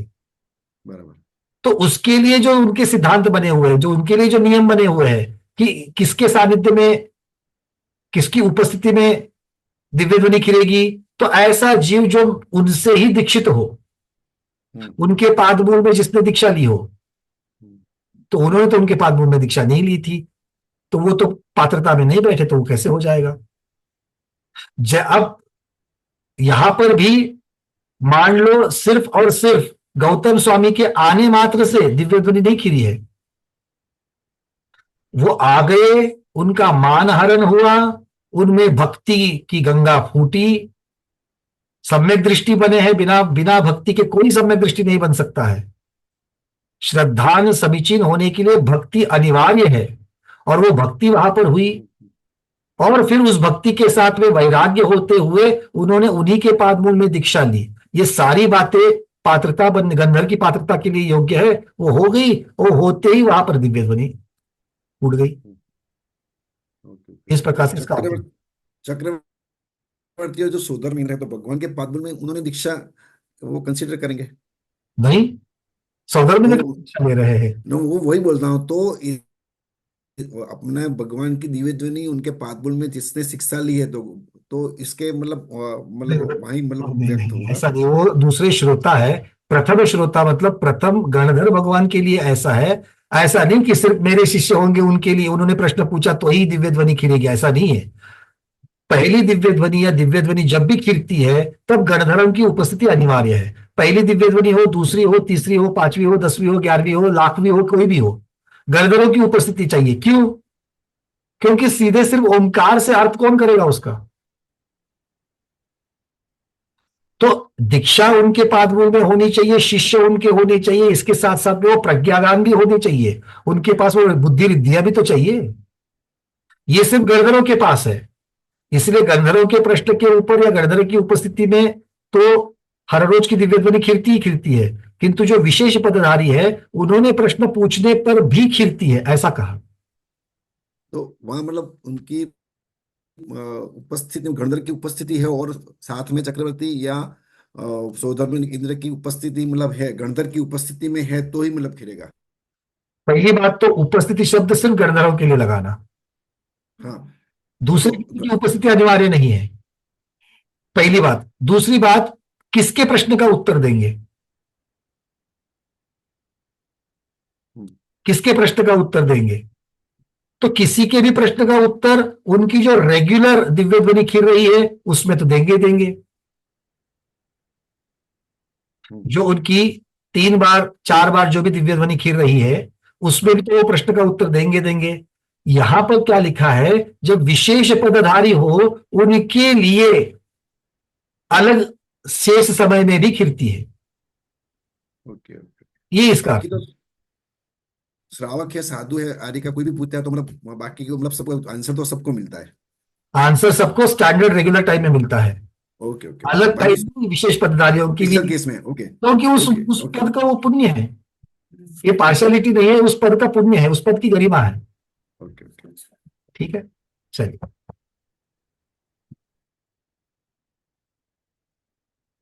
हाँ प्रमोद जी।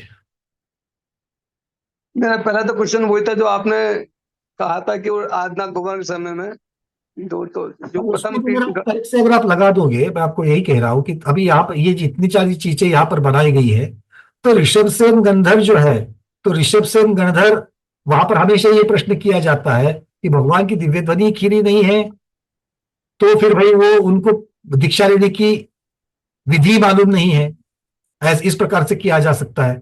बट अगर ऋषभसेन गणधर बनने वाले हैं और उनके पास रिद्धियां प्रकट हो रही है, तो रिद्धियों के द्वारा अवधि ज्ञान भी तो रिद्धि है।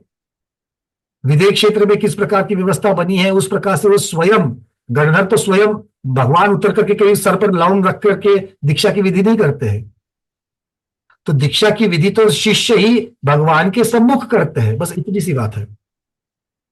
दूसरा ये जो है ऋषभ उस प्रकार से ऋषभ सेन गणधर ने की भी होगी और उसके पश्चात उनकी दिव्य ध्वनि खीरी। महावीर भगवान का प्रकरण इसलिए आया क्योंकि 66 दिनों तक दिव्य ध्वनि रुकी रही, इसलिए एकदम से गणधरों की उपस्थिति अनिवार्य है, ये हाईलाइट हो गया।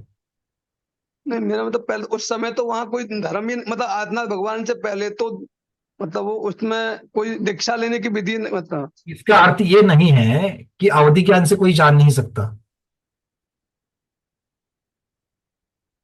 मतलब अवधि ज्ञान से क्या मतलब क्या जाना उन्होंने गर्दन मतलब क्या क्या नहीं जाना।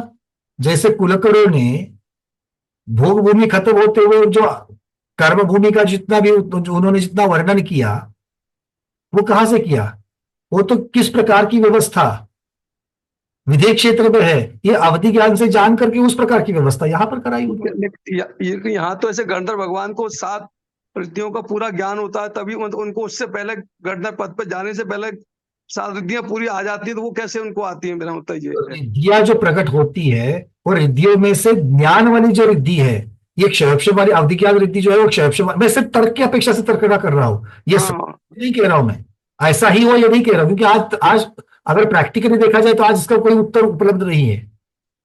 अच्छा ठीक है, मेरा मतलब मैं समझ गया, क्योंकि रिद्धियां भी जो है दिगंबर वेशधारी कोई मतलब उन्हीं को प्राप्त होती है, वो भी मतलब एक था कि वहां पर वो उस प्रकार की दीक्षा लेने के भाव, या भगवान ने जैसे भगवान को देख करके इतने राजाओं ने दीक्षा तो ले ही ली थी, वैसे अगर मान लो कि ऋषभसेन गणधर भी भगवान जैसा वेश धारण करके वैराग्य को धारण कर रहे हैं, दीक्षा दीक्षा दीक्षा मतलब वहां पर क्या है, दीक्षा मतलब वहां पर लौंग रख के रखने होने वाली जो प्रक्रिया है उसकी चर्चा ही नहीं है, वहां पर वैराग्य की चर्चा है। और वैराग्य मतलब विशुद्धि, उससे अगर विशुद्धि बढ़ती है और जैसे यहाँ पर बनपर्य ज्ञान की उत्पत्ति हो जाती है दीक्षा लेते ही गणधरों को, वैसे यहाँ पर भी उस विधि के उस विशुद्धि के द्वारा ही तो उनको अवधि ज्ञान वृद्धि और बनपर्य ज्ञान वृद्धि जो है वो हो सकती है, और उसकी अपेक्षा से हो सकता है कि वो इस विधि को जान ले और उनकी उपस्थिति में भगवान की दिव्य ध्वनि खींच आवे। दूसरा मेरा क्वेश्चन यही आया था कि भट्टारक जब तीर्थंकर का नाम पुराने ग्रंथों में दिया, इसको बाकी मुनियों को या बाकी लोगों को देकर मतलब ये उसके भट्टारक शब्द का थोड़ा सा नीचे उसका वो मतलब मेरी तरफ से उसका दुष्प्रयोग हुआ ना। नहीं, वो लघु कल को कोई तीर्थंकर भी अपना नाम रख ले तो नहीं, मतलब मेरा देखो इस प्रकार से इसको कैसे देखना चाहिए, देखिए उसको भट्टारक ये विशेषण है, भट्टारक विशेषण है, तीर्थंकर ये भी विशेषण है, पर तीर्थंकर विशेषण लगने के लिए एक अनिवार्यता बनी है और वो 16 कारण भावना, उसके बिना तीर्थंकर प्रकृति का बंध है, कर्म की प्रकृति का ही नाम तीर्थंकर है, इसलिए तीर्थंकर नाम ले लिया, ये दूसरा कोई नहीं ले सकता बिना तीर्थंकर प्रकृति के बंध के। ऐसा भट्टारक शब्द के लिए नहीं है। हम त्रिलोक पूज्य तीर्थंकर भगवान को भी कहते हैं, सामान्य केवली को भी कहते हैं, और त्रिलोक पूज्य ब्रह्मचर्य को भी कहा गया है, तो ब्रह्मचर्य के धारी जो आचार्य उपाध्याय साधु है उनको भी त्रिलोक पूज्य कहा, और 3 लोकों में उनकी पूजा होती है क्योंकि वो नवदेवता में आते हैं। तो त्रिलोक पूज्यता तीर्थंकर भगवान की अपनी त्रिलोक पूज्यता है, आचार्य उपाध्याय साधु की अपनी त्रिलोक पूज्यता है। ऐसे भट्टारक पना ये विशेषण की अपेक्षा से लगा दीजिएगा। तो भट्टारक पना तीर्थंकर का अपनी अपनी जगह पर है, भट्टारक पना आचार्य का अपनी अपनी जगह पर है, और भट्टारक पना ये जो बाद में जो रूप बना पंचम काल के प्रतिकूल परिस्थिति की वजह से, धर्म के बचाव की अपेक्षा से जो वस्त्र के साथ में सवस्त्र का जो रूप बना, ये काल के प्रभाव से बना है। तो विशेषण तो सबको लगे ही लगे हैं। इसका मतलब यह है कि वो वर्ड्स जो हैं उनका उपयोग धीरे धीरे जैसे जैसे समय बदलता गया वैसे वैसे उसका उपयोग भी बदलता गया है ना, मेरा मतलब ये है। अलग अलग, तो भट्टारक ये विशेषण अलग अलग परिस्थितियों में दिया गया। अच्छा, तीसरा बात जो है, जो आप अभी 6 घड़ी में कितना टाइम आपने बताया था? 2 घंटे 24-24 की एक घड़ी, हाँ, 2 घंटे 24 मतलब एक बार 2 घंटे 24 मिनट हुआ 2 घंटे 4 मिनट होता है। है? 2 घंटे 4 मिनट, 124 मिनट होते नहीं, हैं। 2 घंटे 24 मिनट हुआ। नहीं, 144 मिनट होता है क्या? हाँ, 2 घंटे 24 मिनट हो जाएगा। मेरा मतलब यही था थोड़ा सा। 2 घंटे, हाँ, तो उसको कैलकुलेशन के हिसाब से पकड़ लो, 2.5 घंटों से थोड़ा सा कम, 2.25 की जगह 2.5 घंटे से कम, हो सकता है कैलकुलेशन में गलती हुई है। हाँ ठीक है, ठीक। ढाई, क्योंकि मतलब 124। मतलब मुझे ये लगा कि जैसे भट्टा और चीजें हैं, धीरे धीरे वो चीजें कलयुग मतलब पंचम काल के प्रभाव से भी उनका उनको जो है धीरे धीरे हीनता आती आ रही है, तो वो उपयोग उसका उसी हिसाब से शुरू हो गया मेरा। सबसे पहले अगर देखना है तो फिर श्रावक शब्द से ले लो।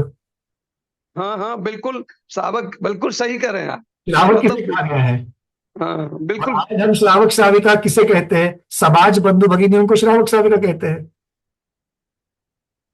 अन्य आचार संबंध सामने कुछ और डेफिनेशन थी, आगे जाके कुछ और हो गए, फिर आप अब तो जो है और कुछ हो गई डेफिनेशन उनकी। तो ये, पर जब डेफिनेशन होती है उसमें मूल स्वरूप जो है वो बदलता नहीं। मैं किसकी डेफिनेशन की बात कर रहा हूँ? अष्टमूल गुण की कर रहा हूँ। ये चर्चा जी अभी जी बिल्कुल बिल्कुल, उन्हीं की मैं भी कर रहा हूँ। समंतभद्र महाराज ने अगर पंचानुव्रत और 3 मकार रखे हैं, तो आगे हाँ चल करके जो चेंजेस हुए हैं, जो एडिशनल चीजें हुई है, उसमें अनुव्रतों को बाईपास करके आप बाकी चीजें डाल दो, ये हमें उचित नहीं लगता है। हाँ, मतलब मैं भी यही कर रहा हूँ, मतलब वहां तो अनुमतों को हटा ही दिया ना एक तरह से। आप अपनी परिस्थिति के अनुसार उसमें जो डालना है डाल दीजिए, कोई बात नहीं है। हाँ, ऐड कर दिया वो बात अलग है, लेकिन हटाना तो मतलब गलत तो। हटाना, देखो, भगवान की या आचार्य प्रणीत जितने भी ग्रंथ है जो जिनवानी है, उसको एडिट करने का अधिकार हम लोगों को किसी नहीं, को हमको नहीं है बिल्कुल। मैं इसी बात थोड़ा सा कह रहा था कि मैं इनकी, और वो आज क्या है, आज वो आगम बनते जा रहे हैं आगे के लिए। नहीं। नहीं, इसलिए तो आगम की परिभाषा बड़ी सुंदर है। देखो आगे देखिए, चल, रेफरेंस तो देते हैं कि भाई इस रेफरेंस से इस मतलब उससे उसमें ये आजकल लोग उसी को फॉलो भी कर रहे हैं। नहीं देखो, उसको फॉलो भी कर रहे हैं। प्राचीन आचार्यों की भी बात अगर जब करें तो अभी ये जैसे स्वाध्याय में हमें 2 उल्लेख मिलते हैं ना, समुद्घात के बारे में अलग अलग उल्लेख मिले, तो हम लोगों ने कैसे लिया? भाई प्राचीन आचार्यों में अलग अलग मत है, ऐसा लेकर के उसको संग्रहित कर लिया। बस इतनी सी बात है। क्यों? इतना क्योंकि प्राचीन आचार्य भी केवली नहीं है। हाँ बिल्कुल सही बात है। गुरुमुख से जो पाया, बस परंपरा से जो पाया, उसमें कुछ एडिशन ना करते हुए आगे पहुंचाया। अब समय इतना प्रतिकूल है, जिस प्रकार की व्यवस्थाएं होती रहेगी, आवागमन की जो परिस्थितियां बनी हुई थी, अगर उत्तर में कोई है 2000 किलोमीटर दूसरी जगह पर बैठे हुए कोई गुरु है, उनका गुरु परंपरा से उनको क्या मिल रहा है, उनको गुरु परंपरा से क्या मिल रहा है, उसमें समझ करके आगे कथन में अगर कुछ आगे पीछे हो गया है, इसको नकार ही नहीं सकते, इसको नकार ही नहीं सकते। नहीं, मेरा मतलब यह है कि आगे जाके तो जैसे 100-200 साल के बाद तो लोग फॉलो उसको करेंगे जो उनको अनुकूल दिख रहा है, मेरा मतलब ये गलत हो जाएगा, क्योंकि भगवान की वाणी अनुकूल प्रतिकूल के पुस्तक से नहीं बदलती है, वो तो त्रिकाल के लिए अबाधित है। और इसीलिए विरांगज मुनि पंचम काल के अंत में जो होंगे, विरांगज मुनि तक, विरांगज मुनि भी अगर कुछ लिखेंगे वो भी तो श्रुत बनेगा। हाँ वो बनेगा। फिर तो मतलब फिर श्रुत और श्रुत में डिफरेंस क्यों मतलब चला आ रहा है ना, तो अगर वो श्रुत आगमोक्त है तो ही वो श्रुत माना जाएगा, यह श्रुत की संज्ञा में आएगा। नहीं तो अगर कोई कुछ लिख करके कुछ भी अगर बोल दे, वैसे तो आज इतने सारे ग्रंथ उपलब्ध है अलग अलग मान्यता वाले, वही मेरा मतलब है। आगम थोड़ी कहा जाएगा। ठीक है, चलिए आज के स्वाध्याय में इतना ही रखते हैं, समय काफी हो चुका है। 2 प्रश्न है जल्दी से, पूर्णिमा दीदी और पवन जी। बिल्कुल। भैया जी, मेरा प्रश्न नहीं है, मैं यूं कह रही हूँ कि आज मेरी 7 साल की छोटी सी पोती ने आज पहला उपवास किया है। अनुमोदना, आज बहुत 10 बहुत की है ना, बहुत अनुमोदना। चलिए बस एक ही। पवन जी बोलिए। हाँ, दिव्य ध्वनि 3 समय खिलती कि 4 समय? क्योंकि 6 दोनों घड़ी का जब उदाहरण दिया तो आपने रात्रि में भी बोला ना उसमें। दोनों उदाहरण मेरे आचार्यों के, दोनों दे दिए। अच्छा, एक एक टाइम में 3 बताया, एक टाइम में 4। काल कहे हैं और बाकियों में काल कहे हैं, पौर्वान, अपराण, अर्धरात्रि। हाँ, अर्धरात्रि का एडिशनल लगा है। तो ये अलग अलग, एक जगह पर काल कहे, एक जगह पर 3 संध्या काल कहे हैं। अच्छा। ठीक है, चलिए। तो आज के स्वाध्याय को यहीं पर संपन्न करते हैं। जैनम जयतु शासनम, जैनम जयतु शासनम, जैनम जयतु शासनम।